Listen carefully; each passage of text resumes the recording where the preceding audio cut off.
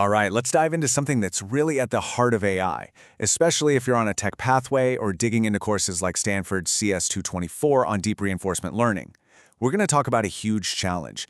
How do you teach a machine to do something complex just by showing it what to do? This whole idea, this quest, is called imitation learning. I mean, really think about that for a second. Could you get a robot to perform surgery, or drive a car through traffic, or even just do a chore like hanging a shirt, simply by having it watch you do it over and over? That's the big promise of imitation learning. But as you're about to see, the road from watching to doing is packed with some really interesting and tricky problems. So, what are we actually talking about here? Formally, imitation learning is just a way for an AI to learn by copying or mimicking demonstration data. And this expert providing the data isn't some genius in a lab code. It could be you driving your car with the AI logging your steering and pedal movements. It could be a surgeon, a factory worker, anyone who's good at the task and can provide a clear example. Okay, so on the surface, the way you'd approach this seems almost laughably easy. The most basic method is something called behavioral cloning, and yeah, it works pretty much exactly like it sounds.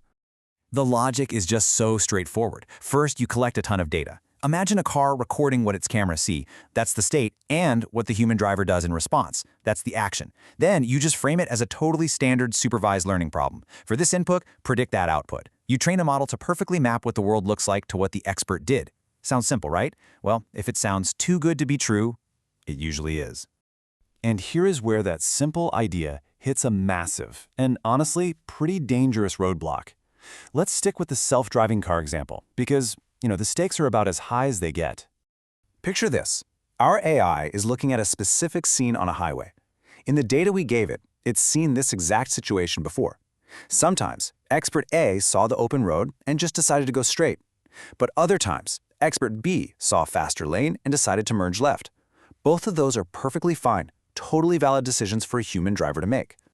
So here's the million-dollar question. What does a simple model, the kind that's just trained to minimize error and find the average of the data, what does it learn to do when it's given two different but equally correct answers? It learns the average, and the average of goes straight and merge left is to drive right down the middle, straddling both lanes. It's a completely nonsensical action that neither expert ever took. It's an action that has basically zero probability in the real world, and out on the road it's a total disaster. This huge problem has a name. It's called multimodality. It's what happens when your data has multiple valid modes, or distinct ways of doing something right. And this isn't some rare academic edge case. This happens constantly when you learn from humans. We all have different styles and preferences. A simple model that just predicts a single outcome is almost guaranteed to fall into this averaging trap. So clearly the solution can't be to just predict one single action. The AI has to learn to see all the possibilities.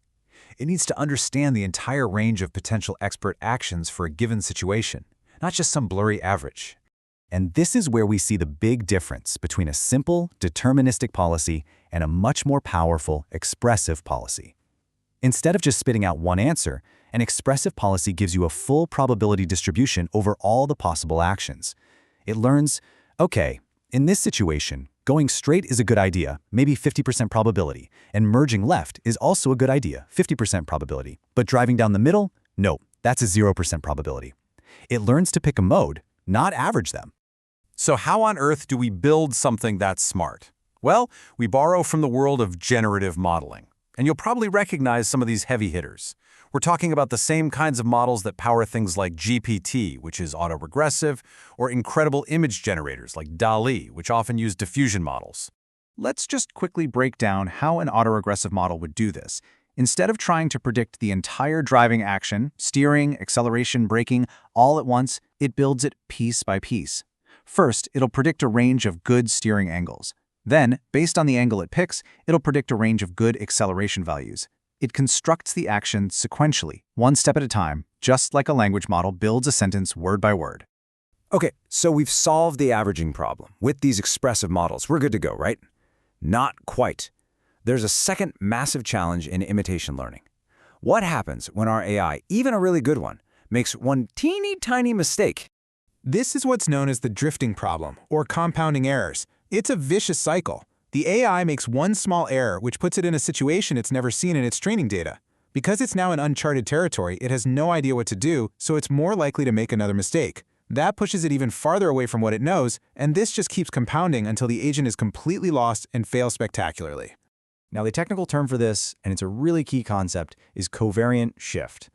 All it means is that the world the AI actually experiences when it's running is different from the world it saw in its training data. And this one idea is what makes imitation learning so much harder than regular old supervised learning. You can't just assume your test data will look like your training data. So how do we fix this drift? With a really brilliant algorithm called DAGR, which stands for data aggregation.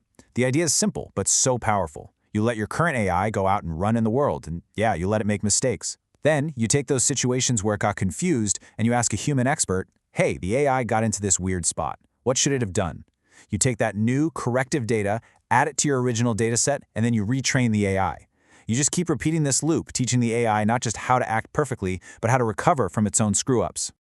Okay, so we've tackled multimodality and compounding errors. So what's the end result? Does all this fancy theory actually work in the real world? Oh, yeah. It's the core tech that many of the biggest companies are using to build the future of AI right now. Just look at this. This is real data from teaching a robot to hang a shirt, a surprisingly tricky manipulation task. Using a powerful expressive diffusion model, the robot got it right about 35% of the time. Not bad.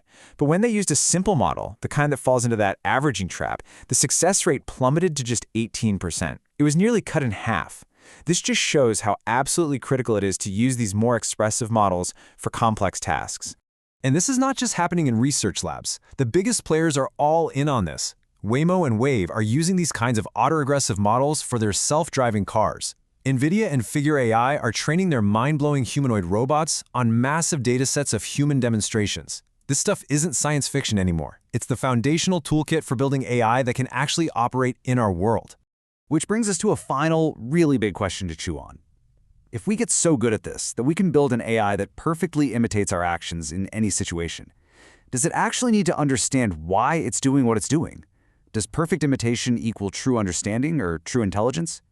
That's the core puzzle at the heart of this entire field, and it's something we're all going to be wrestling with as these systems get more and more capable.